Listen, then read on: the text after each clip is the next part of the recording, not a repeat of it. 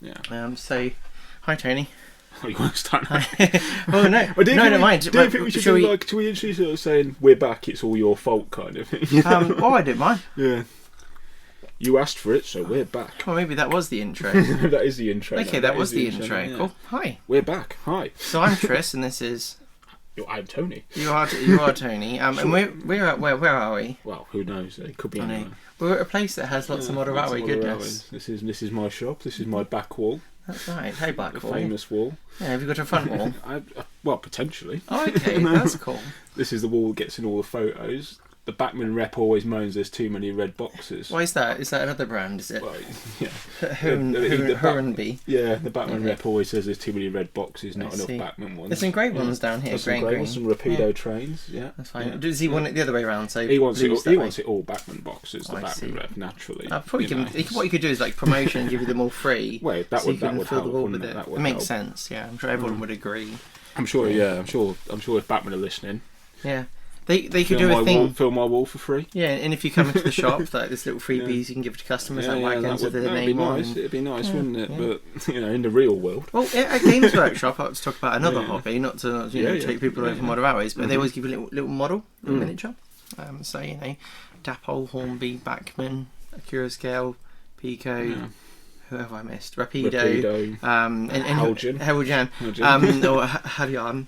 That's a whole kettle of fish, isn't it? How do you pronounce this? There's a few different ones out there, isn't How do you pronounce the preserved railway that runs from Peterborough to Wamsford? Nini. The Nini. Actually, in the comments, Neen or Nen. Or Nini. Or Nini, if you like. Or Luga Baruga. Luga Baruga, that confuses. That can confuse at all. Or Lowborough. Or Rothley or Rothley.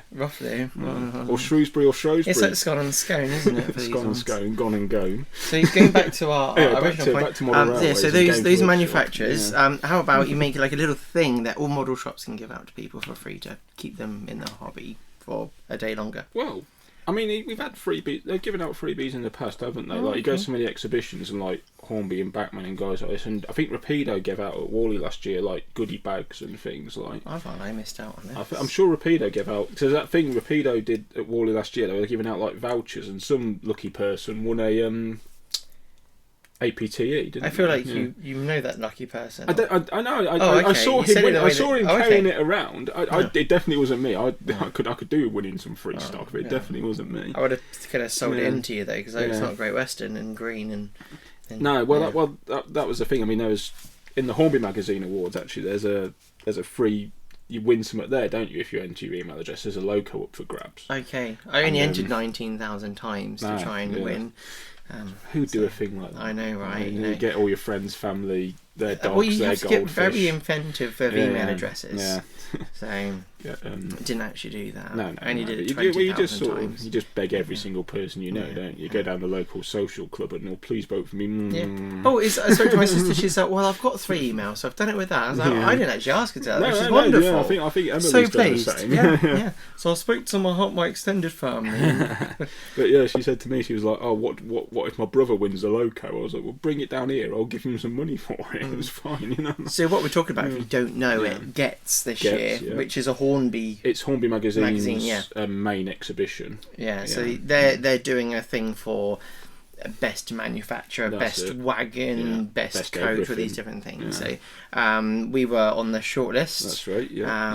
And I managed to make it. I kind of like this little small channel on there, but you know. Great things come in small envelopes. Well, yeah, I mean, we're nominated Retailer of the Year, you're nominated YouTube of the Year. That's right. Many would say I don't fancy our chances. Yeah, well. Who thought Leicester City would win the Premier League? Yeah, I don't follow football. Is that basketball? Well, it was the 5,000 to 1 shot, wasn't it? Leicester City to win the Premier League. I remember when that happened. And some people got very rich. Exactly. I'm sure. Yeah. Well, they put their £10 on and come back a millionaire. Exactly. Well, not quite, but I had to explain. I have to do maths for it. We've got 50,000 to 1 times a tenner, that's £500,000, isn't it?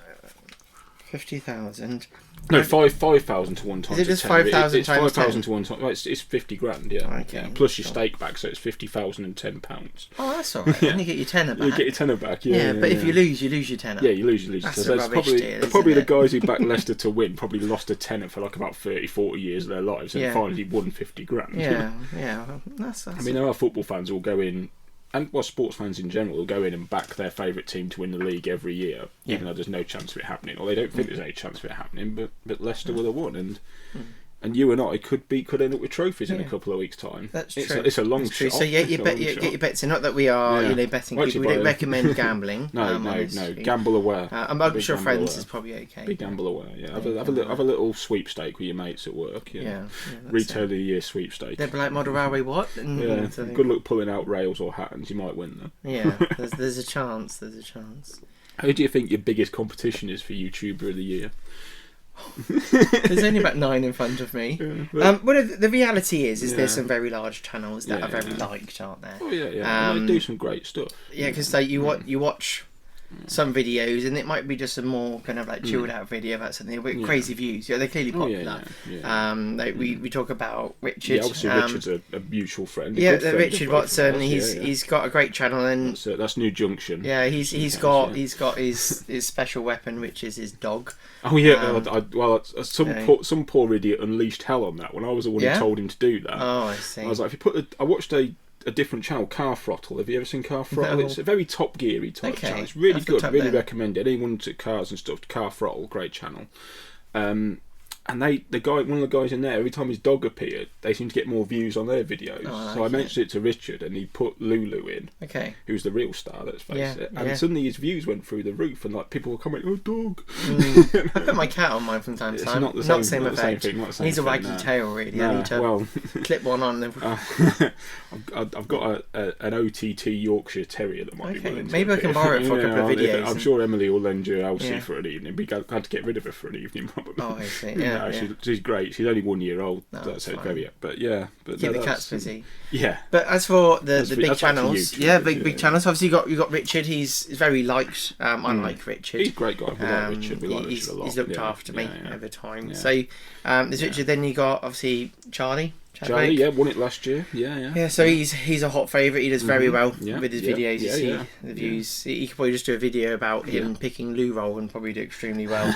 He comes across really well. Nice guy. I've never really had a lot to do with Charlie, but when I met him, he seemed very pleasant guy. And even some of what you'd call a smaller channels, which are on there like the 18,000 or 20,000 views.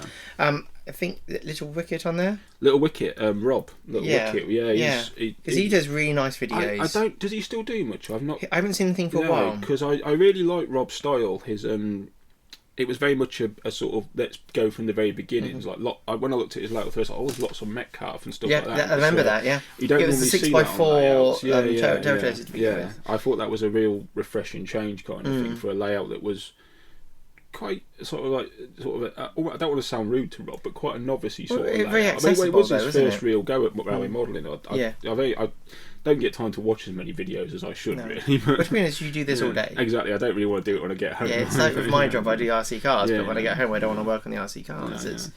That's radio control, not RC cars. RC cars, that's why they do get grumpy. Grumpy cars.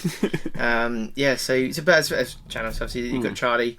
They're all good. They've all got their followings. There's some big names in there, isn't there? A bit like with retailers, we've all got the people who like us, we've all got the people who hate us. You can't be liked by everyone. Well, I like you, Tony. Oh, I like you too, bro. Tony. Stop it. Should we pause here?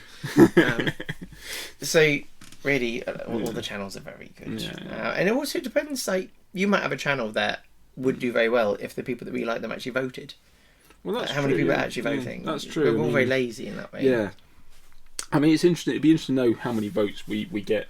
Yeah. Both of us get, both us in Retail of the Year and you in YouTube of the Year. I want to know if I make 11th place out of 10. Well, I mean, being nominated is a great thing. Well, it's anyway. nice. I mean, there's what I don't know. I'm not counting how many, but there's probably roughly 20 shops in the Retail of the Year. There's probably about 15 YouTubers, and there's obviously a lot more model shops than that, and there's a lot more YouTubers than that. Yeah.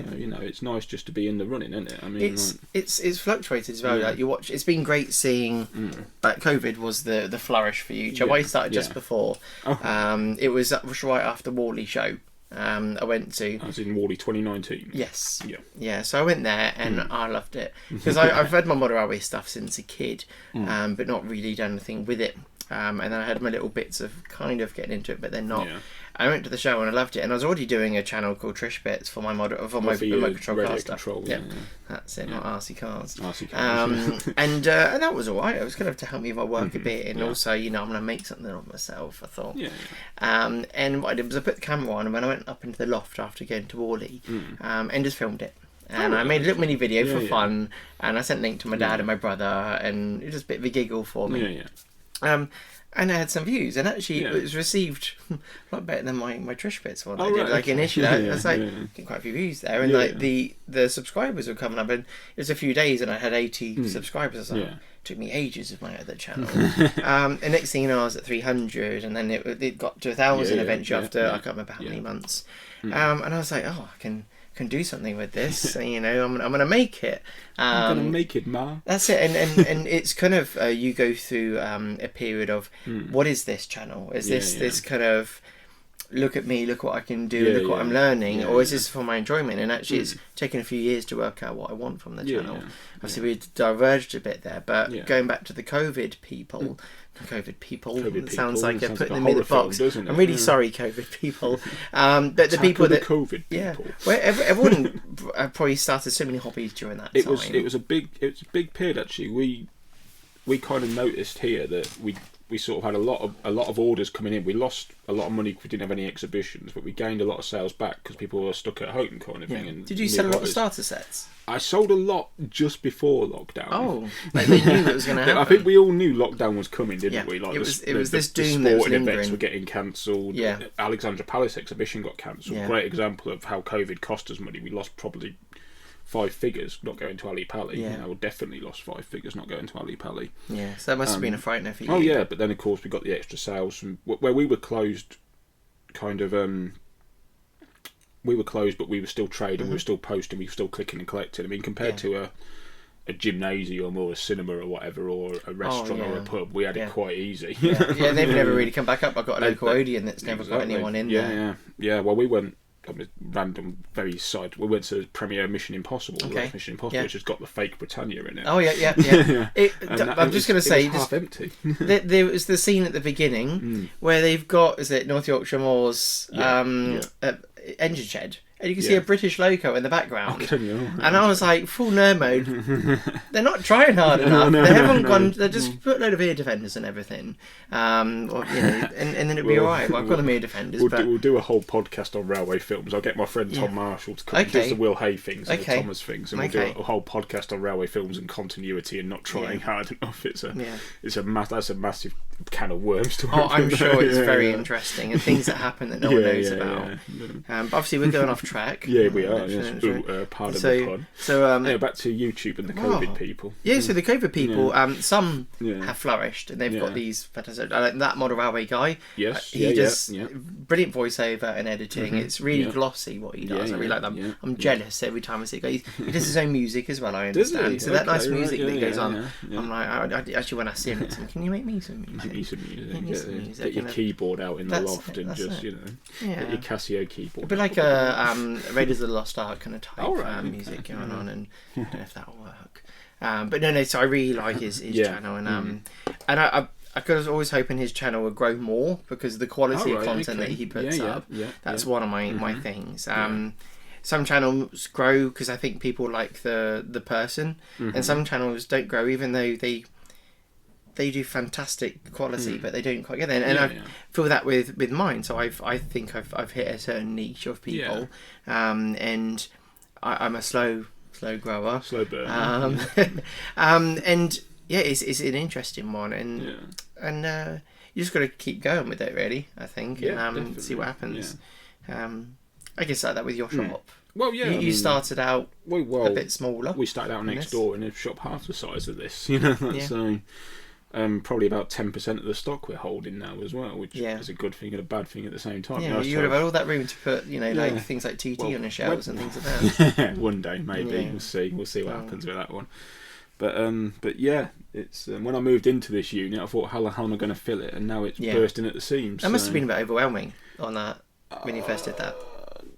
No? I don't. You ready for it? I was kind of. We'd outgrown Next Door, so Next Door was bursting at the seams, like this one is now. So it was kind of, relief more than overwhelming in some respects, because you're kind of like, oh my god, where am I going to put all this stock? And then, I know I'm going to put it now, and I've got all this space to deal with. And then 5 years later, with this shop, we're not. Oh, where am I going to put all this? I mean, like the new Rapido 15XX. That's like, where the hell am I going to put these? Fantastic have you got one for me? I have got a Rapido 15XX for you. Here it is, just off camera. I haven't actually got it out the back yet.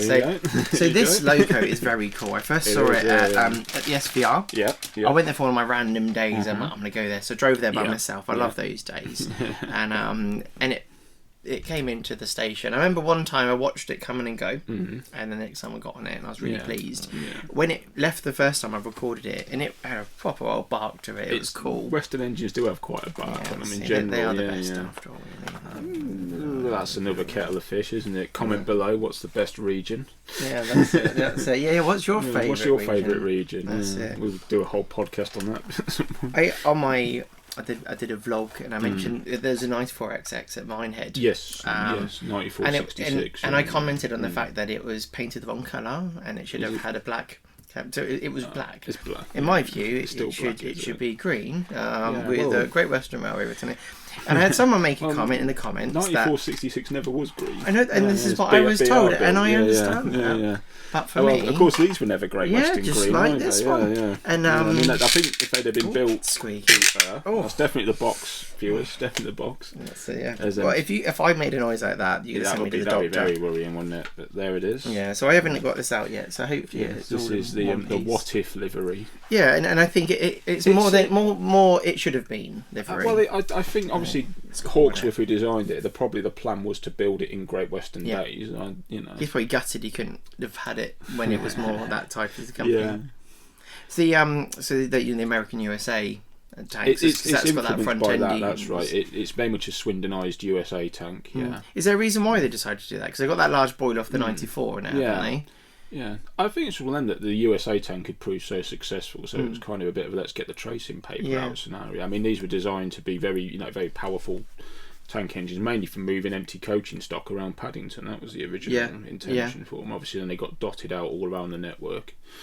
Only 10 of them, of course, so not that many to dot out, So they just use up stock. They used to move empty coaching stock with them, but there was... No, but I mean, like with the boilers and stuff like that. Did they only make 10 because they had like 10 boilers? I think there's only ever a need for 10. Okay, I don't think it was ever designed to be a big class, but it's one of the Great Western standard boilers. Yeah, Great Western's big thing was standardisation. So the window flap thing slides. That's cool. That's it. Yeah, and apparently the sunroof, as it were. The sunroof. Yeah.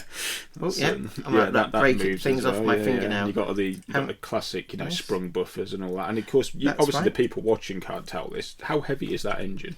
It's a good weight. It's some serious weight, obviously, if you throw anything at someone, it would hurt. But if this got thrown at someone, that would be painful. Shall we try that later? Shall we go outside the shop and we'll get your one from the shop and do it with that one. Yeah, we'll keep this one nice. Yeah, we won't throw the one I've took from my personal collection either. I guess the nice thing with the weight, you always think it's quality, don't you? Like we do associate weight with quality in this game. Yeah, that's I could say something about someone we mentioned earlier in this podcast, but I won't. Oh, okay. Tony. That's what you called into his face. Oh no! I just repeated what you said. That's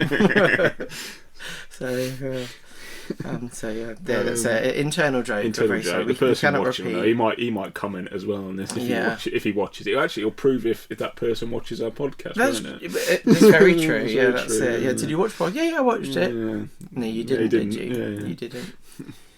Yeah, no, very nice. Obviously, I don't want to do a full-on review on it. No, we don't want to do a full review. We don't want to run it round on the carpet or anything. No, well, we could get some track out. Okay. You've got a bit of room actually for this, haven't you? That might be a reference to I don't know what you're on about, Tony. See if he's watching the channel. See if he's watching. Say hi if you're watching. Yeah, say hi if you're watching. Comment below. Yeah, we love you really. Yeah. So I'll probably just do a little YouTube short or Instagram thing, and it will go across, and I'll get more views on that than I get on videos in general. Like my talk about views and things like that. Pop him somewhere safe at the moment. Yeah, I'll pop him up there. There we go. Yeah. That's when he goes smash and bang. Yeah. So one thing like with the YouTube stuff, obviously we've talked about best YouTuber on that list. Yeah. But they could have best Instagrammer because there's some really good ones like Neville Grove. I'm not familiar, but so he likes all the LNER stuff. Okay, he does some fantastic weathering, so the glossy boiler and then mucky in places and quite inspiring. And then he does some cool videos. Don't know how he does it. It's like he runs it because I film, let's say, it 50 frames per second. And if I do it 200 frames per second, the wheels look like they're going really fast when you're filming it. And so when he does it, it looks really real the way he does it. He hasn't done too much lately. I don't think he hasn't come up on my feed unless Instagram's not showing me. But there's, if the Hornby Magazine's going to talk about social media, there's Facebook, maybe it's a social media over the year because obviously I know Underground best Eric. YouTuber it says on there. That's what it says now, but maybe if you had a Facebook and Insta, a TikTok, Eric's Underground Eric is massive. Yeah, he's got over 100k, isn't he? Yeah. I didn't realise because I was looking on there. Eric's on there because he's a gentle soul, and I talk to him from time to time. He's your son, isn't he? He's my son. Yes, Eric is my son. Yeah, they share the same last name. That's definitely true. Yeah. We were both from France. We'll see if he's watching as well. We'll see if he's watching. Well, he does what he does. He said to me once he watches your content. I remember we had a chat about it. Well, you never know. Well, he put that Facebook thing on, didn't he? Where he put from the cab of one of the class 92s. That's right. That was very cool, actually. Did he have his feet up as well? I can't remember. Some chicken wings or something. I was more jealous of the chicken wings, to be honest. Rather than driving a class 92, I was like, I like some fried chicken now. I'd just be happy just standing on the footplate with him. It was one of your 009 bits for the Stackfold Barn show, wasn't it? I think he showed me on a story as well one time, which was cool. So he's very supportive, very kind when I talk to him. He's a nice guy, yeah. Yeah, he does. When he does his videos as well, it's not all about him kind of thing. It's just hi guys, this is what I'm doing. Yeah. And so it's nice, and his Instagram's quite nice because he goes to that private railway quite a lot. He goes to Brent's place, isn't it? Okay. Yeah, Brent Hudson's place, I think it is. And it's nice. Somewhere in East Anglia, not quite sure where. Yeah, and you see them, he's either got a little live steam that he's got a going few or bits whatever. and pieces, hasn't he? I used to dabble in 5-inch gauge, but just don't have the time for it anymore. Yeah. It's a very labour-intensive world, 5-inch I would love gauge, it because I've got a lot of machinery in my garage because I do all that kind of thing, and I always wanted to go to that. I went to the Northampton Model Engineering Club and joined for a little while and everything, and I always had that little ambition. I'll make something, even if it started with a Titch 3.5-inch gauge. Classic builder's engine. Well, my uncle started one. I think he built up the chassis and wheels, and that's about it. Which is probably where a lot of people get to on these projects. You tend to find there's a lot of half-built Locos out there on eBay and whatever, and Facebook Marketplace and guys like Steam Workshop have got them for sale, but always got to be a bit careful with part builds. You don't know what standard the workmanship is. You might have to redo everything again. I think me and a mate went and bought an 8F from somewhere. Lads from the Great Central and bought a 3.5-inch gauge. Okay, so that's still a very big size. And it kind of needed basically stripping down and starting again. It was that bad, but we didn't realise just looking at it quite how much was wrong with it. Was it just pretty on the outside? It wasn't even pretty on the outside. Oh, okay, fine. But it looked better. It looked all right. A good price, when you picked up, or I generally can't remember what he paid for it now. We probably at the time we thought it was a good price. Then when we started scratching the surface a bit on it, it turned out it wasn't such a good price. But we won't mention where that came from because it's not fair on the dealer. No. But that's the joy. That's the problem with model engineering. It's basically you're making a real engine in miniature, and double O gauge where you just put an electric motor in. And, it's nice and easy. Well, I've got a G gauge one. There was a Building Garden Railway. I don't know if it's an Australian book. It's like a Haydens Manual how to do it. And it was when I only had a tiny little lathe and a little mini mill in my spare room at my old place. And I did quite a lot. I got all the main frames, everything all laser cut. Local company. So I drew it up in CAD, and I got to a certain point. I've done the cylinders and everything, and now I'm like, do I just send off some nice 3D prints of a boiler, put a little gearbox in it for electric? Because I'll probably never use it if I make it steam, but if it's electric, flick a switch or radio control, off I go. But I've done all the cylinder work, all the compound's been done, and you've got the valve chesters done. So actually, I could do that. I just have to do the boiler, and it's this long, and this I can do the silver soldering myself. Go to the local club, say, can you pressure test it for me? And then what's stopping me? Just getting on with it. Yeah. Probably my loft layout's probably stopping me. Well, there's always other things to do, isn't there? I mean, obviously you're all over the place with work, aren't you? That does keep me busy. So, if I could just change my job. What we both need is Bernard's Watch. Do you remember that kids' TV show? I think a lot of people don't know that programme. Do they not? And when I mention to anyone under the age of about 25, no idea what I'm on about. Bernard's Watch. #, old. Yeah. But if we all had one of them, we could just pause time and do everything we wanted to do. As long as we don't age during that time, because that would be a problem. Yeah, that'd be a problem. How many grey hairs have you got? Yeah, that's it. Yeah, we'd be aging like. He looks about 100 at 50. Yeah. Be good though. Be good. It'd be then that'd give us a chance to get everything we want done. What would you do if you had some spare time? Oh God, what wouldn't I do? There's so many things. Spare time and money are probably the two things that stop me. Okay, let's say money wasn't a problem. Wasn't an object. Let's say you're a very wealthy man, which clearly you already are. Definitely. Definitely. Let's say you had no money issues and you could sensibly do things that you like. I mean, one of the first ones I would do is get myself sorted as a driver at the Great Central, because as we mentioned in the previous podcast, the lack of time holds me back from doing that. Probably build a railway again. Not had a model railway for a long while now. Okay. And going away from railways, I'd love to go motor racing, do proper What type of motor racing? I mean, money no object. I mean, well, sky's the limit, isn't it? Of course, talent no object as well is a problem. Yeah. I'm sure you're very good. I'd like to go saloon car racing. Yeah. That'd be probably. What is that like BTCC type? BTCC, but I think at nearly 40 years old, probably that ship has sailed. But like something like that. Yeah. Matt Neal, my great uncle. Matt Neal, Jace Plato, they've all Anthony Reid have all raced into that age, but they kind of had motor racing careers that have been continuous since. But that would be something that would be a dream to do. I mean, and just more time to enjoy the things I already love doing, but not without knocking all the stock on.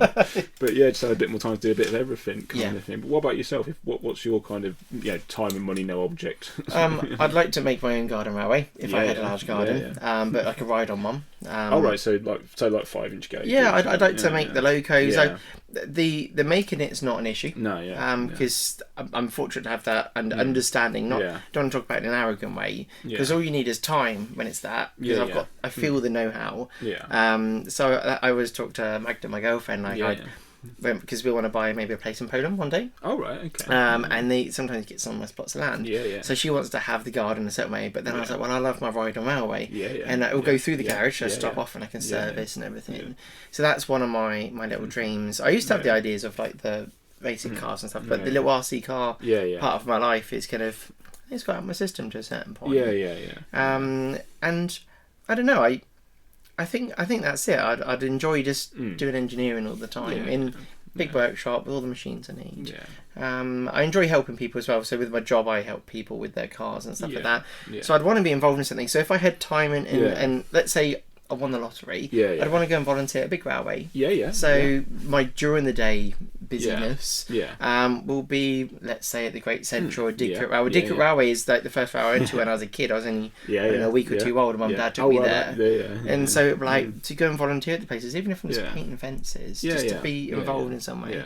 Whereas people are, you can do it, it's just, a couple of hours each week, but you've got to get to know people and get to projects, and you get put off by that concept. It is difficult getting into volunteering now is difficult. I mean, at the same time, only a couple of hours a week is all you need. I mean, I know times are hard for people, but if anyone has got a couple of hours spare, then join your local preserve railway, and they need all the help they can get at the moment.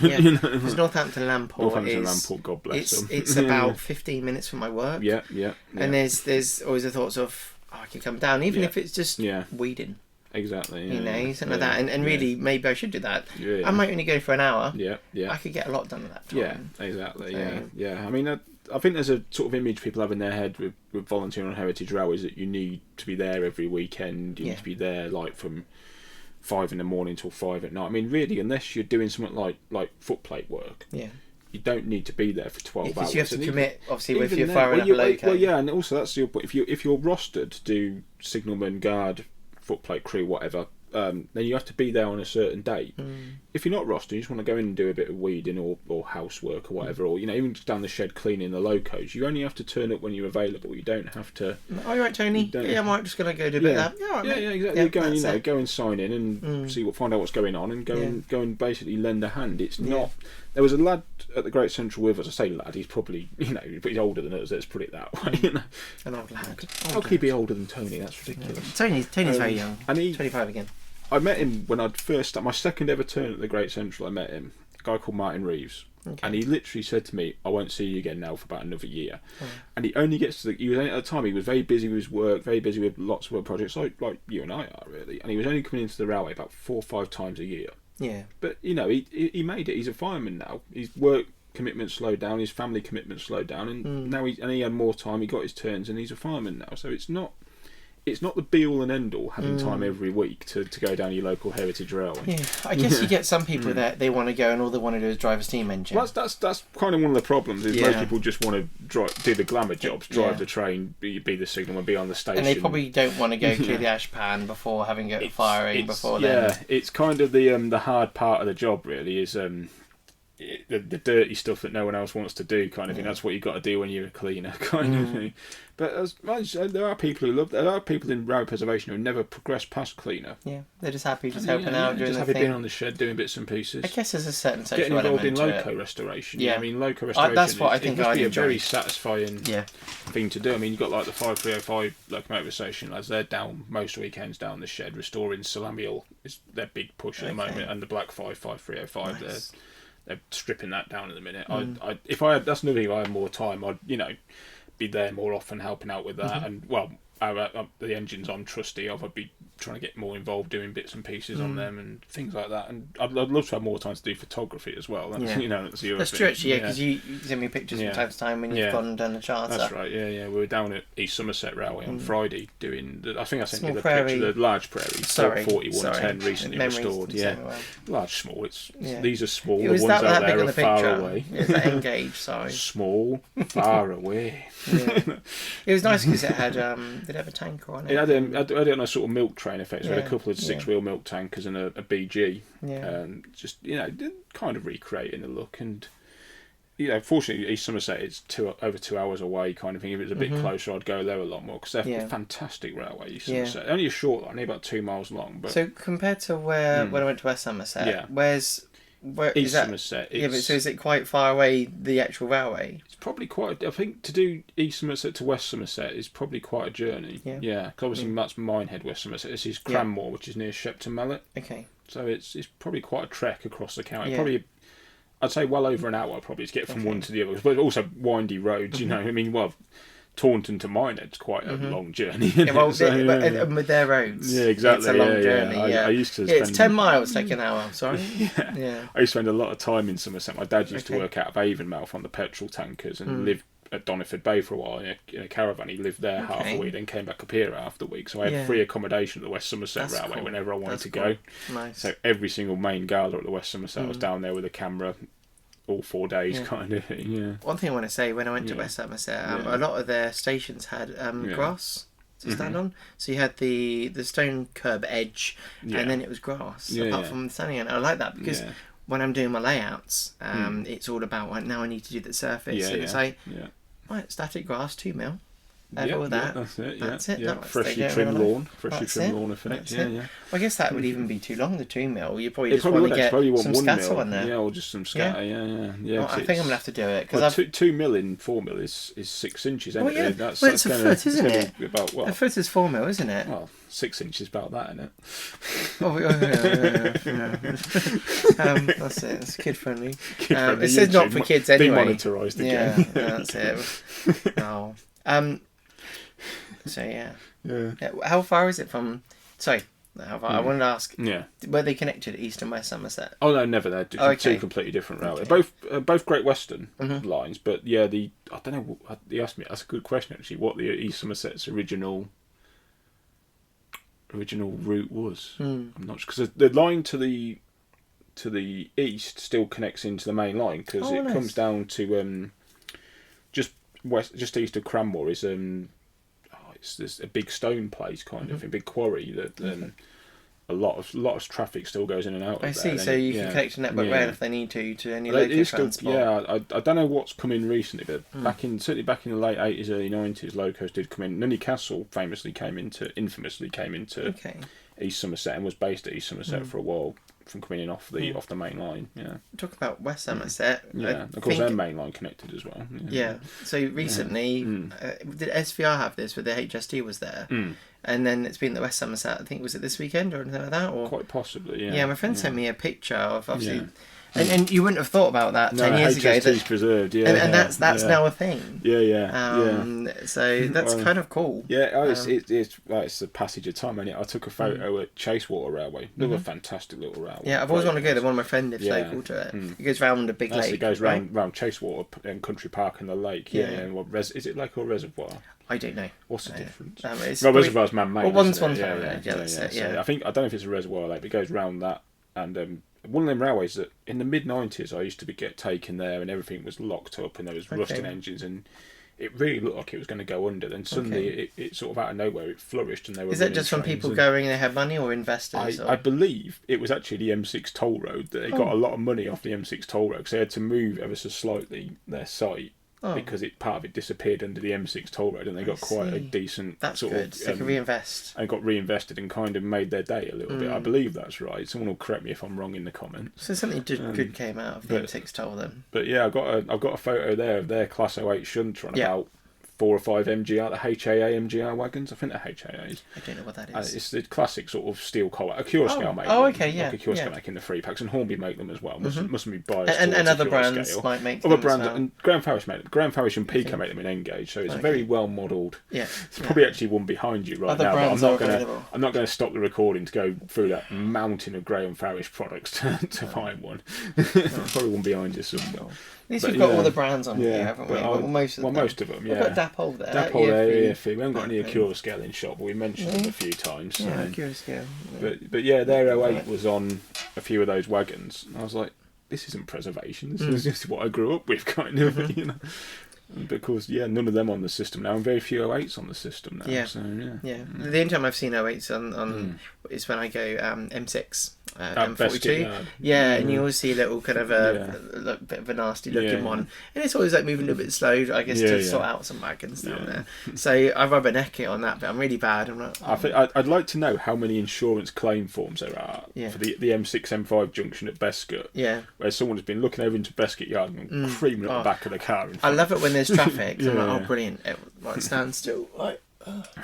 So that'd be a nice look around, wouldn't it? Like to go down there. When I was at Nipper, my old man used to take me out in his lorries and stuff, and because you're so much higher up, you could see even more in Bescot. Cool. It was fantastic. That's when they had steam engines, wasn't it? When you were thank you very much. No, not quite, not quite. You did say you're old, Tony. Yeah, I remember seeing Class 20s in Bescot Yard. Yeah, all waiting to be withdrawn, admittedly, but that probably ages me a little bit. That was about 1988, 89 kind of time. That's cool.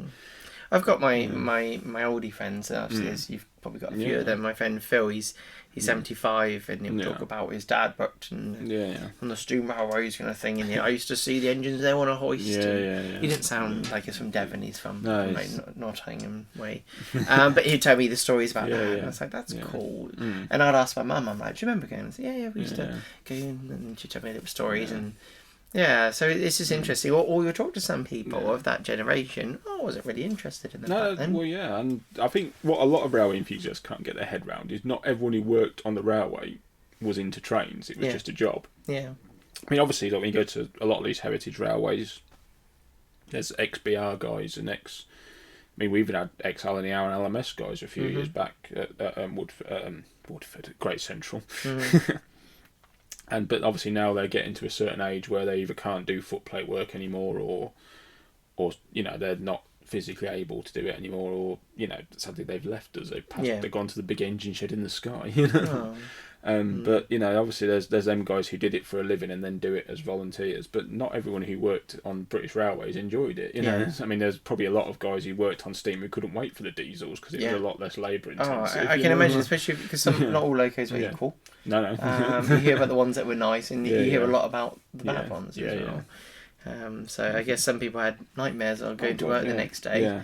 Very stressful. You talk about it when we on the last podcast when there's a loco not working so well, and you're working like hell just to do something just to get people to have some fun. And that's even at the Great Central. You just going 8 miles at 25 mile an hour and you're struggling. I mean, God knows you've got to get it up to speed.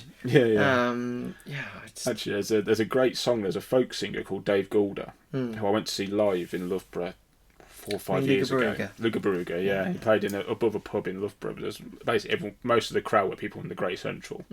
Fantastic. But he did a whole album because he was a fireman at Kirkby in Ashfield, I think, near Nottingham. He was a fireman up there in steam days, and he wrote a lot of songs about footplate life. And one of them 8 Freight Blues is all about an 8F not steaming very well, and you can kind of feel.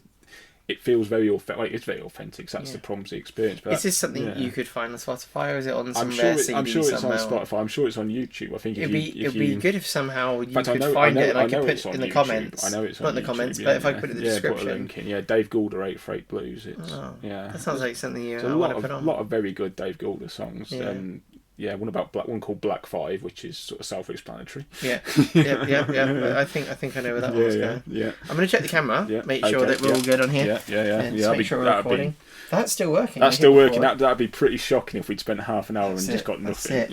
We're not full professional yet. And it looks like the microphone's still working because I can see we've got blue light on here. I can see the bar on the laptop as well, moving up and down. So using my phone to do the video. So it's here. I can see my voice. That's it. Seeing the sound. It's all good, isn't it? Yeah. So, Tony, whenever I message you, I say, "Hi, Tony, how are you doing?" And you don't always answer me. It's not my favourite question. No, not your favourite. and generally, if you come to the shop and say, "Hi, Tony, how are you doing?" You say, "Living the dream." Living the dream. And you're copyright trade. There's a slight bit of sarcasm, I think, to that sometimes. One day I'll nail the sincerity. I think there will be a good day from time to time. Of course, there's good days. Yeah. I guess it's more than just the business side of it. It's happy people, meeting people, and stuff like that. And I guess some people are tricky as well. Of course they are. I mean, every element of life, you meet people you like, meet people you don't like. I mean, you'll know that from doing your radio control things. You don't get to choose your customers. You don't. I mean, to be fair, the sad thing, I spent 10 years working at Welcome Break. You get a lot of people there who you don't want to serve. It very rarely happens in here. There are a couple of people who have said, "Look, you just go away. I can't handle you." It's a very extreme situation. That must make you feel quite stressed, though. In that moment, it's quite. You panic like hell. You think, "Am I going to lose my? Is this person going to write a negative review on Google? Am I going to lose my business?" I mean, it very stressful running a business, and you sort of. You think, "Oh God, if I don't get that person's pre-order and if I can't fix their engine, they're going to be upset. Are they ever going to come back again?" It's true, because you have to deal with the problem. You can't just go, "Right, send it to Hornby, I'll have it back tomorrow." So what's the biggest? I guess there's no single thing, is there? But what's let's say the top 5 bugbearers of running a model shop. That's it. We're going to have the little pop pickers. Bits come up now, as you say. So smashy and nicey into what is your top 5 of bugbearers? Oh God, I mean, I think. Probably it's going to sound. It's one of the things that's very hard to talk about because you don't want to sound like you're being rude. You can be honest. Just say it nicely. I want to be honest, but not sort of like. I mean, probably. It's all right. Tricky. It's tricky. You don't have to answer that one if you don't want to. No, I'm just trying to word it so I don't want to come across selfish or rude or ungrateful. I can always bleep it out, and then I can say what in a nice way. I'll just move my lips. I'll move my lips a bit, and we'll just insert the words. That's it. One of the very badly dubbed 1930s films. That's it. Or do it like a silent film, just put a little bit of text up. I mean. Pre-orders is probably one of the most annoying things at the moment. People pre-ordering an item and not fulfilling that pre-order.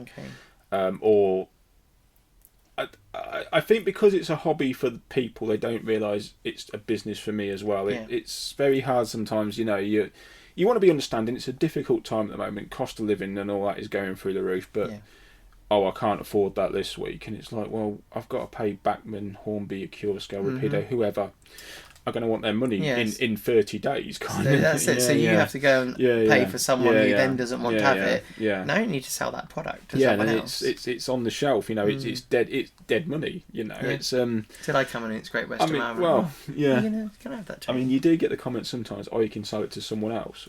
Well, no, I've ordered extra to fulfil your pre-order. Yeah. The stock I'm going to sell to someone else is already on the shelf. You've got an expectation in your head of. Yeah. For example, if I've got 8 pre-orders for something, say for the engine we just looked at there, the Rapido 15XX, It's beautiful Loco. If 8 people have asked me for that, colour. in its great Western livery, there it is, very heavy.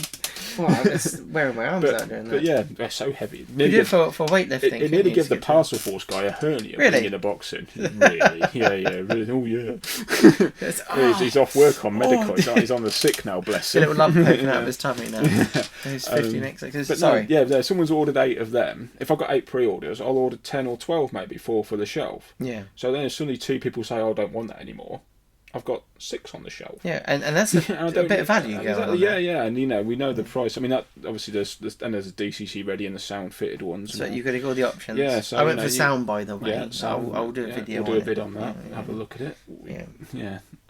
And so it's a lot of money tied up, and I don't think I sometimes wonder if people appreciate how much money we are tying up in the game, and I don't know. I don't want to. I don't know. It's one of them. You just sort of think, come on, you don't want to be forceful and aggressive, but you sort of think, can you pay for that? I need the money. I guess that's the way you kind of get probably stuck in the point of like, well, if they want to pre-order it, well, you have to pay for half up front, 30% up front, 10% up front.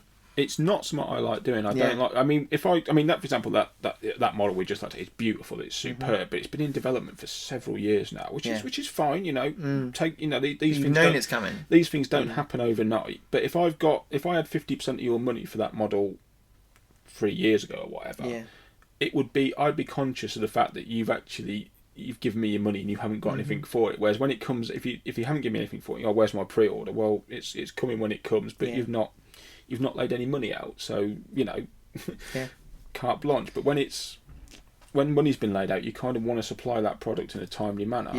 So I don't really like taking deposits, but at the same time, if people aren't filling their pre-order, I kind of need some backup. So it's a very rock and a hard place situation, the pre-order thing. But if it, as I've said many times, off camera, on camera, to you, to other customers, if it was easy, everyone would be doing it. That's right. We'd all have a model shop, wouldn't we? Yeah. But it's just one of the challenges of life. I mean, at least with the models, they're not bread or milk.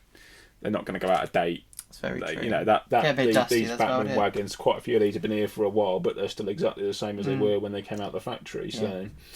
It's not like they bring out new versions of it and you can't sell the old ones. Yeah, occasionally you get an updated tool in where you end up with the old tool. I got very close to that with the 37s. I had one old, the Batman Colas 37. I had one of the old ones that got discovered at Batman HQ. Oh, I see. I mean, they could have found them, but it felt a bit. You like to think there's some organisation. Whenever I see the word storeroom find or something, I'm always. I mean, I do it myself occasionally on social media, and it's not actually a storeroom find. Normally, actually, that's when I that could be went missing then found.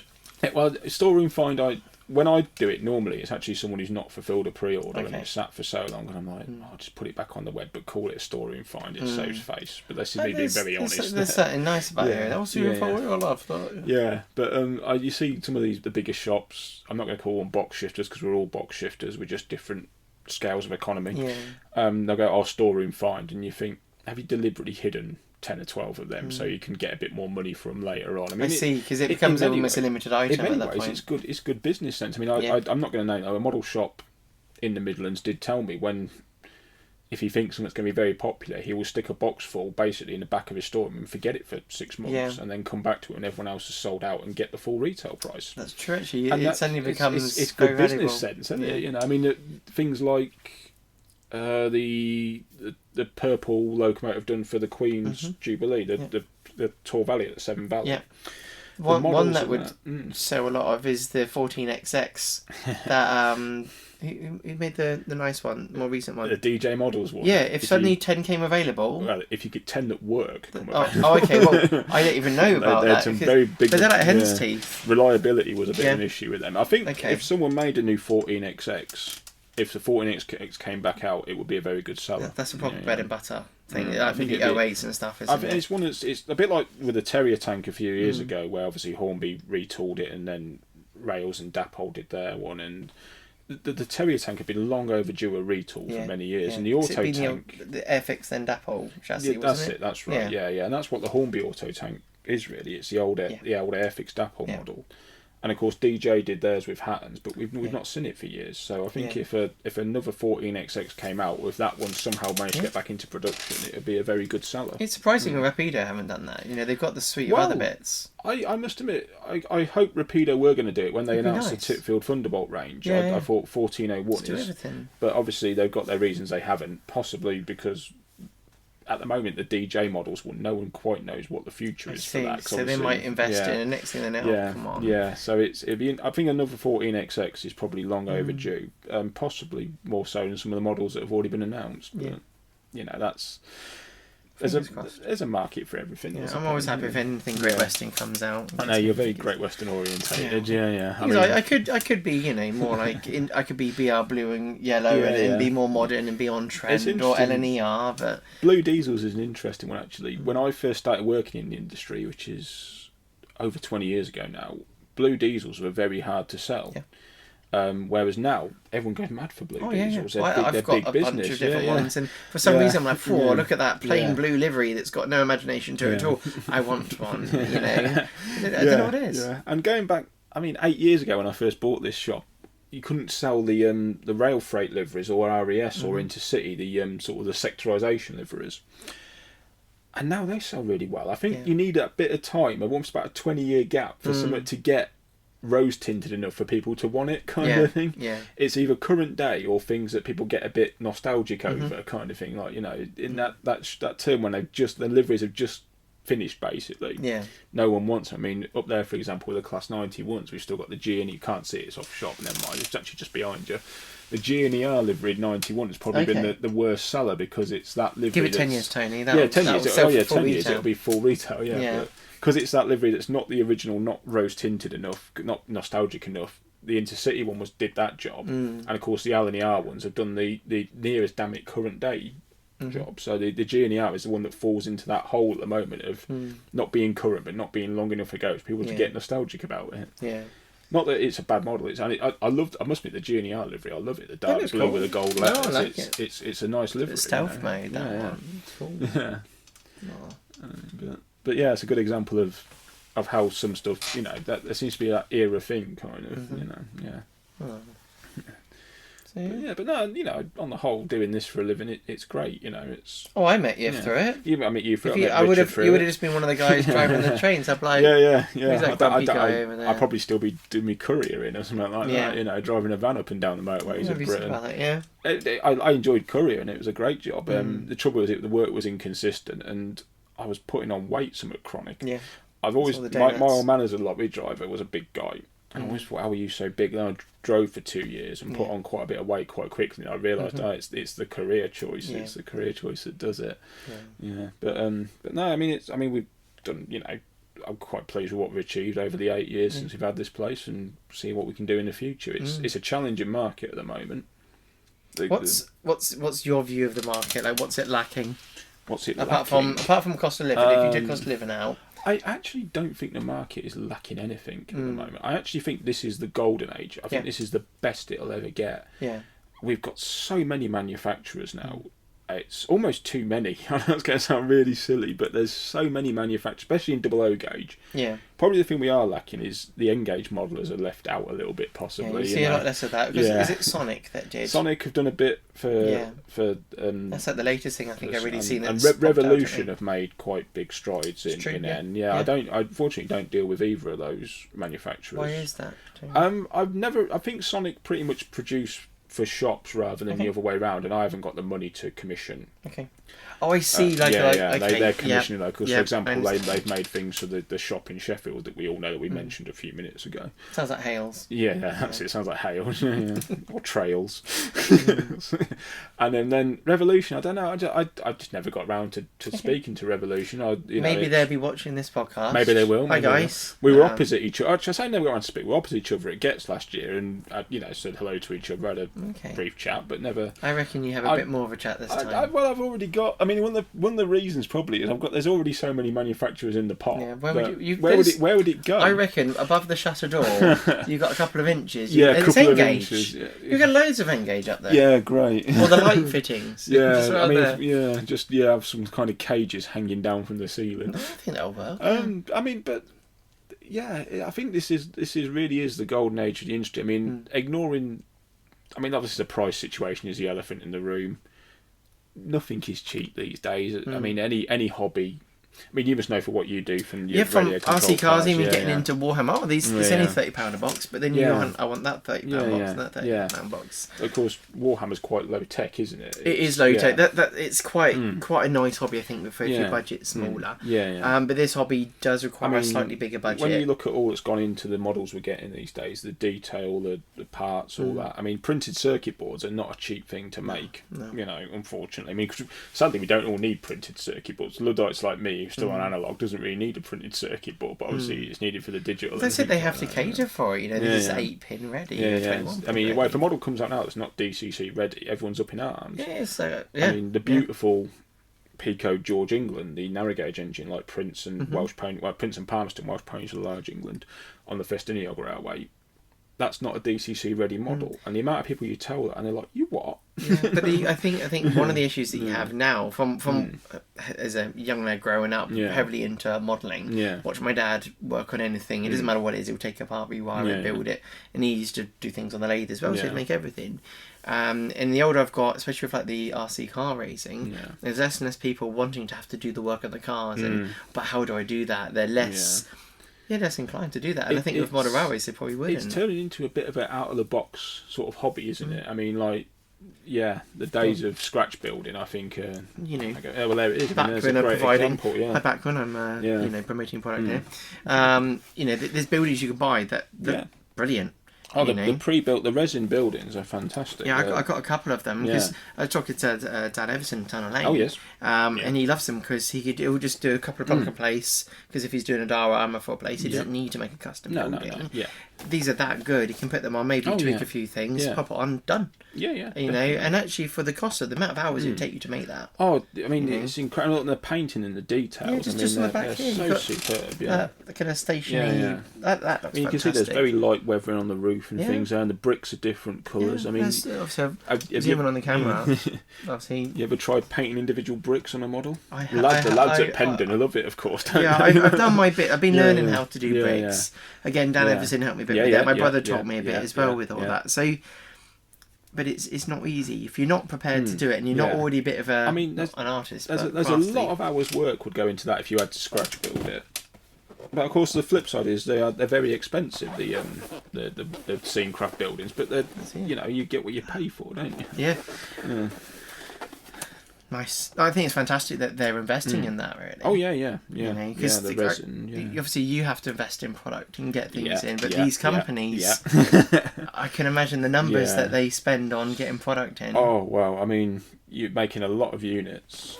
I mean, one of the problems probably we're facing at the moment as medium-sized model shops. I don't want to call myself a big shop. I think there's a lot of medium-sized model shops out there, and people say, "Oh, you're only a small shop." You think, "Well, I've actually got a lot of stock in here. I've got an online presence. I do the big shows. I don't see myself as a small shop." Yeah.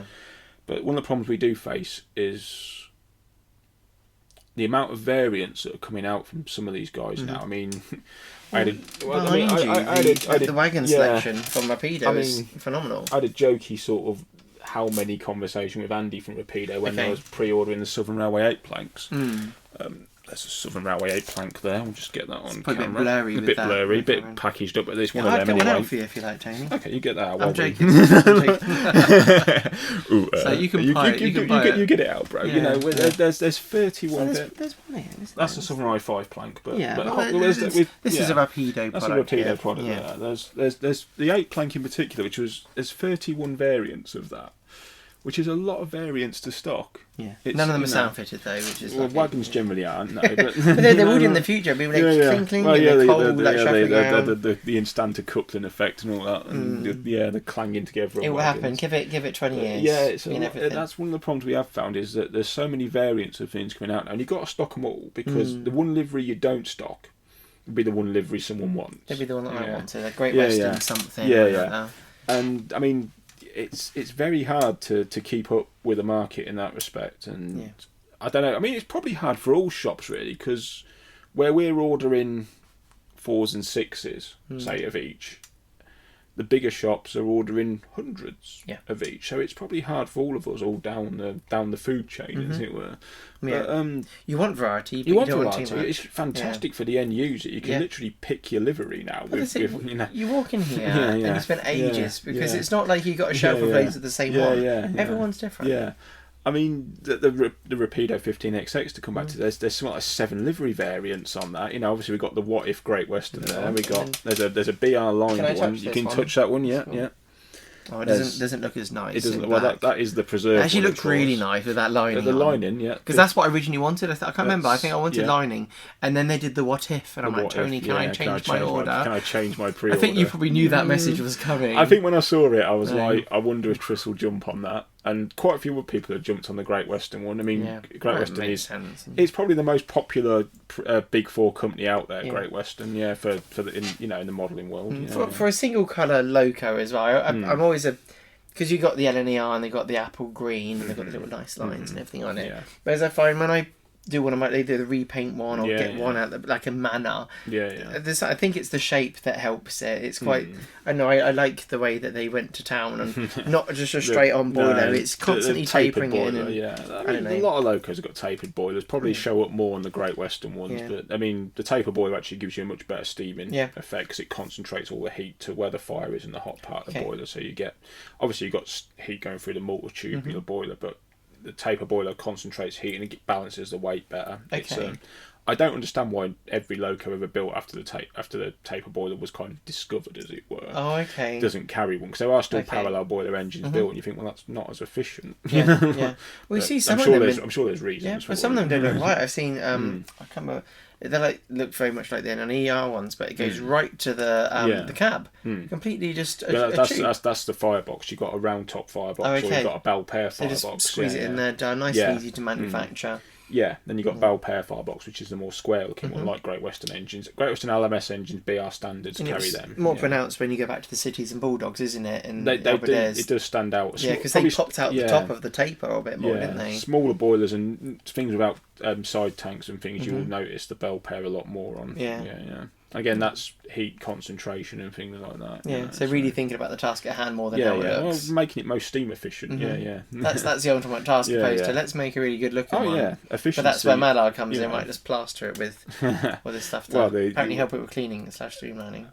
Well, that's what some of it. The Bully Pacifics with the air smooth casings was certainly one of the arguments. Was it's better for cleaning them and things like that. Yeah. For me, that's a really cool Loco. My dad had a Triang one that he'd put a better chassis on when I was younger, and it had that apple green. It's really cool. So I have got one. It's currently a Hornby at the moment. So Hornby, if you're watching, which you're probably not, you've got it, and I'd like you to fix it. I was missing the ladder. That's it. Yeah. But that for me, that Battle of Britain one is iconic. I didn't know there was a difference between the Merchant Navy and Battle of Britain when I was younger. Quite a bit bigger than the my brother explained to me it's just basically like you got halls, castles, kings. It's that sort just of that kind of thing. It's that sort of premise. Yeah, the Merchant is a lot bigger than the Light Pacific. Is it one of the smallest Pacifics? Like obviously you got that wheel arrangement. Yeah, that's an interesting one. Because it's quite small as a Loco. It's quite small. Yeah, I mean you got the BR Clan was obviously quite a small Pacific and not very successful Pacific as well. Of course, you have Pacific tanks. The Great Central A5 is a 462 tank, for example. So it's an interesting debate, that one. What is the smallest Pacific? Maybe we can... Let us know in the comments below, guys. In the comments, want to suggest the smallest Pacific. There's always standard gauge Pacific, because there's engines like miniature engines like Romney. I don't know if Romney Hive and Dynchurch has got the scaled down. They're definitely going to win that one. The scaled down A1, A3s, whatever. Yeah, but then you go down to my O gauge one on my railway. Yeah, it's my Z gauge one or whatever. That's Britain's smallest Can't Pacific. see the wheels, but yeah. Have you got any Z gauge in here? I did have some Z gauge briefly. I had some traded in recently, second hand, which we sold on very quickly. Actually, Suitcase Trains, Sheena and Andy from Suitcase Trains. I always pick not every time, but every other time I come here, quite a bit. She's in here, and it's like, hey, I mean, so it's always nice. Great little business, Suitcase Trains. They've really done well for themselves. I follow them on Instagram. Yeah, they're big on Insta, big on Facebook. They've got a YouTube channel, so maybe they'll get nominated for YouTuber of the Year one day. I think just the social media star of the year. Things there's I think I said to you before, because I was a little bit, I don't want to say frustrated at it, but it's like YouTuber of the Year. Okay, so now it's a popularity contest to a certain degree. It's just okay, right, well, there should be categories. Like Hornby have got categories. They've got their coaches that they do. So I've rebuilt engines. I've still got my layout building. But I think some other people do layout building a lot better than me. And so you could have some categories, but obviously then it becomes you'd be handing out literally an award for everyone. Yeah, well, not that I want a trophy for my little thing that I did the best thing at, because no one else has done that. But it's Kiddie Sports Day. Everyone gets a trophy. I'll take a trophy. Look at my trophy, Mum. She'll be, no, mate. What place did you come? Well, they didn't have places. I just got one. But no, it'd be nice. Like Retailer of the Year. Like your job has certain qualities to it. You're thinking, all right, where are we going with this? Oh no, so I like it. So it's next to Canal. Nearest the water, Retailer of the Year. Brilliant. Great. Well, no, but it's situated in a really nice place. I mean, you've got a pub that's not always open. Well, no, cafe. Well, cafes, licensed cafe, I think is the best way of describing it. They're not. Their hours are not pub. Definitely not pub hours. And also, what's Tony like to talk to? Tony's good fun. He's got really good stories. He's been on Truro, which is very cool. One of the 40 odd engines. I'm like, how many other retailers have done that? I think there's a few others who are footplate qualified. But I'm Truro, it's the best Great Western Railway Loco ever. It was fun. It was on the. Like I said, I said the last point. It's on the bucket list. That's very cool. I mean, it's one of them. I know a few people have said they want Hornby Magazine to do like small retailer, large retailer. I don't think you need to do that, because that puts them in a category for small. I don't want to be small retailer. I'd rather come 5th overall or 10th overall against the best than be like, oh, here you go, Tony, you're the best of the worst. Well, we have this with racing. So in America, they have lots of stock classes of slow motors. And so you go do that one so you can go in. Whereas in the UK, everyone has mod.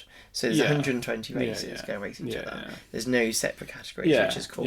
So I get what you're saying there. Well, you still get that in real motor racing, like endurance racing, like Le Mans, you got Class A, B, and C, and all that. But and obviously British touring cars, you have privateers and manufacturers and independents and what have you. But I kind of.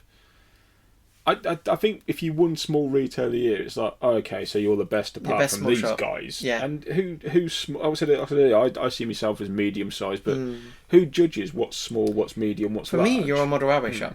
Yeah. So when I first came to you, because Richard mentioned you. That's it. He said you should try Tony out. He's only in rugby. I'm like, okay. And I've been going to my local one. And it was after COVID. I came and saw you. I hadn't seen you. It was months before I saw you wear that face mask. Yeah, I had no idea what you looked like. I remember taking. I remember someone saying to me, I didn't realise you had a beard. I was like, There's a chance I said that. I don't know. It wasn't you. It was someone else said that, but you probably did think it. Yeah, I think a lot of people were a bit surprised. That was the thing with COVID. You saw eyes, and so you just imagine what was anything. Sometimes when it came off, you're like, whoa. You look different in my head. It did. It did hide my resting bitch face quite well. So it hid your anger, and asked you silly questions at the beginning. No. Your eyes were like wide. I sort of just, I'm not. One of these people I'm not a naturally smiley person. I'm smiling on the inside, but I don't look like. So sometimes it probably helped having a mask on. Yeah. Because I remember when I first started coming in, and I didn't go, do you know who I am? I've got like 800 subscribers on Facebook, on Instagram. I am very famous on the YouTube. Yeah, It was nice, and you were very polite and kind and talked to me. You were kind enough and asked what I'm into. Yeah, it was nice. It was nice, and and I think I mentioned my channel one time, and I think maybe you'd even had a look. And then we had a little talk about it afterwards, and it was nice. I had someone to come and talk to about the hobby. Well, I think that's what the local model shop.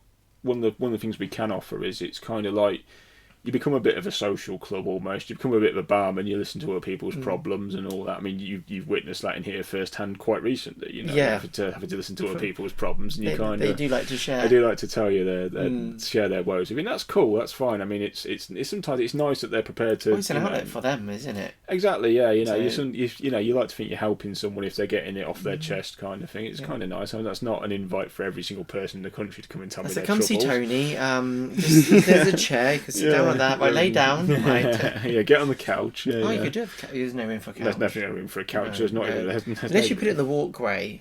Well, you have a beanbag in the centre, just there. Yeah. So maybe but it's nice. You want that social. Like, you want people to feel they can come in and talk to you and be welcome, and it's nice when customers interact with each other. It's it's nice to think. Obviously, I've made friendships through the shop. Yourself, Richard, lots of quite a few people. Quite a few customers I do regard as friends now. You know, and actually the nicest comment I ever had from anyone was like, I think when we posted something about one of the awards, not this year but the year before, was going to Tony's isn't like going to a model shop. It's like going to your mates and you leave with a brand new logo. And I thought that's really sweet. One of the few comments I've ever had that I thought I really like that. You know. Yeah. I don't take praise very well. I'm not good at it. You know? I will say you're one of my places I go to. If I'm having a hard day, I say to Magda, I'll go see Tony, and I come around and we have a little chat. I'll get a couple of bits and bobs, and then I'll get something else, and then maybe something a bit more, and and then I've got lots of stuff. But it's nice that people come in and we can have a chat. We can have some banter. We can relate. I mean, a bit like what you and I are doing now. We said a few times, didn't we, when we were having chats? We should do this in front of a camera because it's quite cool, you know. Well, I think so. When you're flying the ball and some things, it's just nice to listen to people chat about a subject that you enjoy. And it's nice to share that. I listen to quite a few podcasts, and there's not many model railway ones. There's been a few that have done some bits which are great, but it hasn't been coming in, and it's just like obviously we did our last one was a month ago, whatever. It's about that, wasn't it? Yeah. So it was August time because we'd come up to Railways at Work at the Great Centre. Because you said what you'd say. Oh, firing at Railways at Work. So that was August, late August. We had the gala, so it would have been start of August. We filmed that last one. Shows coming up. We've got some big ones. Yeah, for me, a really big one in Kettering. Oh yes, the K-Town Massive. I'll put the details in below, but we got I wouldn't say it's a big one, but there'll be a few layouts there. There'll be, unfortunately, Tony won't be there. No, I won't be there. But we'll have some kind of more of the local kind of shop type people. Around there, a bunch of the club layouts. I think Dan from Tunnel Lane's going to be there as well. Right, I'll have my Vela Rideau-esque layout there. The Statfold project build. That's it. We will be doing Statfold again next year. That's that work in progress for that on the subject of shows. Yeah, I don't know if I'm available that weekend. But hopefully you will be. Okay. We just need a date really, and then I need to know my date for next year. It's mid-April. It's on the Statfold website. Hopefully, basically my first national of the year is normally on the weekend of like the 13th. Oh dear. But hopefully it misses. It misses, but we'll see. I've got a feeling it's that weekend. Yeah, we've had to juggle around being in April. When we first pitched it, I kind of didn't want to do April because April you're always playing with Easter. Yeah. So we're always juggling around when Easter is. That's try why not to do Easter weekend because you don't want Easter weekend for Statfold. They can do their own event. Yeah. Anyway, so we try and there's no point in us doing it on Easter weekend. I know the chairman of the people that run the nationals, so I'm going to say to him, this weekend, if you give me the date, just make sure they haven't picked the dates yet. I don't believe so. So that's my big show. Yeah, that's your big show. Yeah, obviously October is where it all kind of starts for the industry, isn't it? Yeah, well, there's always exhibitions every weekend, isn't there? We could go, we could probably go the real big ones. Yeah, the real big ones. We've got Gets coming up in 14th, 15th, I think Gets is. Yeah, it was one we mentioned before, so that's the Hornby Magazine. That's a great electric train show at Stadium MK in Milton Keynes, which is very good. It was the first one I went to after COVID. Yeah. I like it. It's a good show. Obviously, we got a good relationship with Hornby Mag. We've done videos with them in the past. We've done they sponsored Statfold Barn, so we do like supporting that one, and it gets a great attendance. this year's highlight is probably the Making Tracks layouts, the Pete Waterman ones. Yeah, I went to Chester Cathedral and saw it there. It was good fun watching that. This is all three coupled together at Milton Keynes, so that's. Is it big enough to see that one? The Milton Keynes one in Chester Cathedral is huge. Yeah. So to have all three together, all three coupled together is going to be. It's going to be massive. It's going to be rivaling that O gauge layout, Heaton Lodge, is it? Oh, it's going to be rivaling that for the biggest layout in the country. Right. I'd say, it's going to be that big. Cool. So that's going to be I think that's going to be a highlight for a lot of people. The whole side of the whole. I've not seen a floor plan yet, but I'd imagine it's going to. They might have to add a corner. It's probably going to take up a whole aisle on its own. I'd have thought. Yeah. That's going to be. I'm not going to be walking down that aisle very often. Well, because some of them you just can't get down it. It's chocker. So I'll go and have a look if I'm. I don't know if I'm available. I think you're away that weekend. I'm away that weekend. Yeah, but currently it's an open one at the moment. But anyone who is going, come and say hi. Come and spend your money. Yeah, Tony's got loads of good deals. 50% off. Oh, he goes again. No. There'll be some good deals. Maybe not that good, but there's some good deals. Buy one get one free. I think. Pay for two and get one free. That's fair enough. Pay double and get one free. That's a good deal. Yeah. But we got. We'll have some good deals on there. Mention the podcast. You might get a little bit more money. That's true. See who's watching it. Yeah, that's right. Yeah. And then the other side of your Kettering show, we have Great British Model Railway show at the Motor Museum at Gaydon. Yeah, that's a cool one, though. It's a very nice show. It's a very if you don't like big shows, there's a bit more chill vibe at Gaydon. Lots of small rooms, bit more chill vibe. Yeah. And of course, you get the car museum in for free. Yeah, that's. You spend more time looking at the beginning and then you go up the stairs and I wouldn't know. I'm always sort of there trying to get people's money. That's my. Yeah, that's true. And you are local. Let's be a mercenary about this. I'm there to get people's money. I do have a look round. I upset you last time because I came over with some bags with some bargains. I was like, totally. Can I put these behind your stores? No. You can stamp on. Oh, sorry, mate. I'll put them in this. I'll get me sledgehammer out. I picked up a Mano afterwards. You did buy some. I guilt tripped you into spending your money. Yeah. But no, it's a good little show. It's and so it's very local for me. So and it's getting a growing. A lot of these shows that start out, start off. Their momentum gathers. I mean, we're hoping we'll get a better audience for Statfold next year. Mm-hmm. Year 1 was very good. Year 2 we seem to improve on. So hopefully next year, year 3, we'll get more attendees. You know. Well, people are learning that it was a good show. Well, I felt there's a brilliant layout there. Positive, there was a lovely layout there. Yeah. Famous on YouTube. Reverend Audrey's layout. Oh, there was that one. We had some great layouts. We do really considering the last 2 years. Me and Joey have thrown a layout list together very last minute. Yeah. We actually have had some very good layouts. You're doing a bit earlier this time. Actually, layout forms should be going out this week as we record, which is we're in late September now for anyone watching this afterwards. Anyone from the future. Yeah, hi people from the future who are thinking, they are leaving it last minute. No, this is September, which is last minute for some shows. I mean, most people I speak to we start work on next year's show before this year's. And I'm like, oh God. But yeah, we've got some great layouts lined up already for this year, and hopefully we've got actually a little bit more space at Statfold for this year, so hopefully be able to fit a few more layouts and a few more traders in. Okay. Then I've got to get the measurements for the new areas and see what we've got to play with there. But I sort of Statfold probably takes a lot of influence from the Great Central Model event that once was and might be again in the future. I had a meeting at the Great Central a couple of weeks ago about doing a model event there again, so there might be something come back at the Great Central, but it's very much a watch this space at the moment. Nothing's decided. It might be this. It might be 2024. It might be 2025. It might never happen at all. Who knows? But there are certain talk. But now we've got a new general manager in at Great Central. There is a chance potentially to bring a model event back. That'd be fantastic if it did. It would be, yeah. But I took influence from that, and I took influence from the show at Gaydon Motor Museum. The fact that you have a model exhibition and you have something else. Yeah. I mean, obviously, Great Central has steam trains. Statfold Barn has steam trains. Gaydon has cars and vehicles.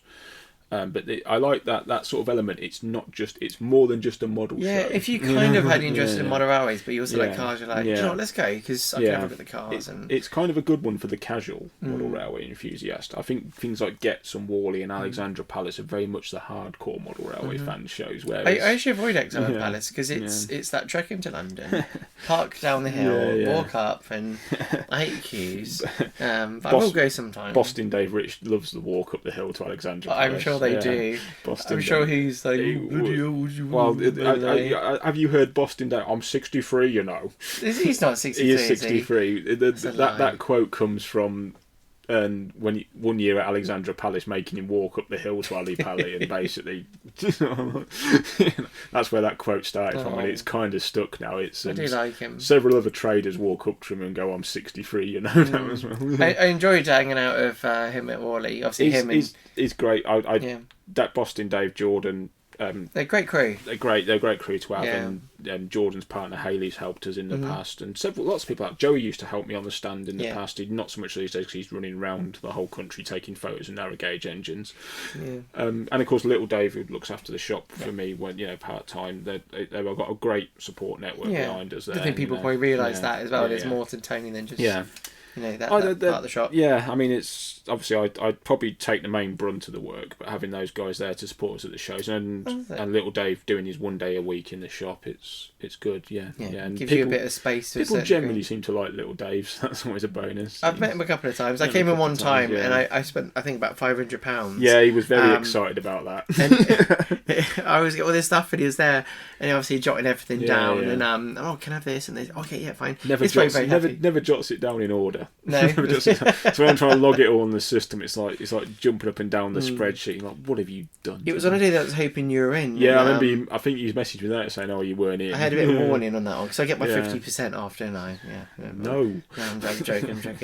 Let's put a disclaimer on this video. Okay, all offers just are not true. Yeah, it's a joke. Me and Richard keep pushing it, don't we? Yeah, well, you and Richard keep pushing to do a YouTube day, but we never got round to it, like a meet and greet day. But we just never get round to it. We'll have to do it. I'm free on Saturday. Let's do it. Oh, great! That's nice. Plenty of notice. No, I've got to build my layout. You've got to build your layout. Of course, Richard's very busy with his Acura scale and his whatever. True. That's true. So, but it'd be good to. It would be good to do something like that here at some point.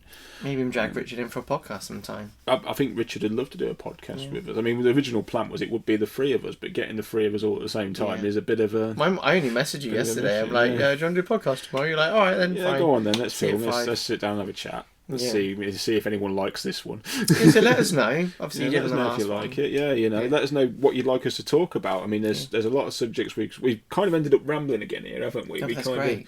I think. Well, we'll see. Is it great? Isn't it great? I liked it. Well, everyone else care about these guys. Yeah. If you want us to talk about specific subjects, comment in below. Obviously, there's certain things we can say. There's certain things we can't say. I'm not going to sit here and say manufacturer X is. But if you were going to say it, who would you say? No. Yeah. And likewise, but and hopefully you guys are enjoying it as much as we're enjoying making them, because it's good fun sitting here and just talking railways. Well, I get to kind of pin Tony down for a little bit and have a good chat with him, so it's cool. Hopefully your girlfriend's not watching. But we haven't actually had any flapjack. We haven't had any flapjack yet. No, it's been sort of just off camera for about a while. If you come to see Tony, bring him sweets. Yeah, Tony likes cake and chocolate and what have you. Yeah. Not a big fruit guy. There's raisins in it. Is there?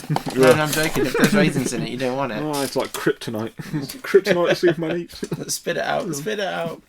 Well, can't you talk now? It'll be rude. No, I can't. I look rude now. Fine. We should have thought that through. We should have put one in at a different time. It's like the when people have the cheeks full of water and they do the try not to laugh challenge. Yeah. I should do that when Richard comes. Well, yeah. Bless. Anyway, it's gone a bit quiet. There we go. So I can consume faster than you is what we learned from that moment. You're a good set of chops on you, sir. Good swallow. Right. So shall we call it a day? Oh, we can do if you want. I've enjoyed that. You enjoyed that? Yeah. How many minutes? Let's check the phone. How many minutes have we done? Yeah. We've only done an hour and 21 minutes. I'll have to beep that one out. I thought we were going to do about 30 minutes, weren't we? Yeah. Jesus, yeah. Okay, so we're going to call it a day. Yeah, but better stop at that, guys. Yeah, no, I think that's great. Thank you so much for watching. Thanks for your time. Thanks for tuning in, guys. Thanks for watching. Yeah, we'll do it again. No, thank you for coming over. No, it was a pleasure. Yeah, it's fun. I'm enjoying doing this. I think this helps my enthusiasm for the industry, is talking about it, because when you're just sewing all the time, you kind of get a bit kind of like, I'm just trying to make money. But when you actually talk about the hobby and why you love it, and sometimes the pitfalls of it actually help. It brings your enthusiasm back a bit. It probably reminds you that actually I do like this. Oh, look, it reminds me the reason I got into it is because I love railways. I love railways and model railways. Yeah, definitely. Yeah. For me, it's I like to connect with my dad and my brother, so I understand what they're talking about at Christmas. And also you just relive those childhood memories, really. Exactly. And make them adult kind of moments, really. That sounds wrong, but I know what you mean. But it's nice, and obviously making friends with you, it's been nice. It's been fantastic. I mean, there's a lot of great friends we made through the shop. I must just mention actually, because Eric King comments on some of your videos. You met him in here. Eric the Geordie. Eric the Geordie, yes, because if he's listening to this, he'll be very pleased with it. He'll do a nice impression of him. Oh man. Gan down the palace, Tony. Bless him. Please don't get offended, people from Newcastle, at that. No, it was a perfect it's a fitting homage. It's a respectful. It's pure love. That one. Anyway, on that bombshell. Take care. See you soon, Tony. See you soon, bro. Thanks for coming in. And see you on the next episode. See you soon, guys. I'm just going to say big thank you to my patrons, channel members. Anyone that subscribes, leave a comment. Leave a comment. Like, share, subscribe. That's it. See you soon. Talk to you in a while. Bye.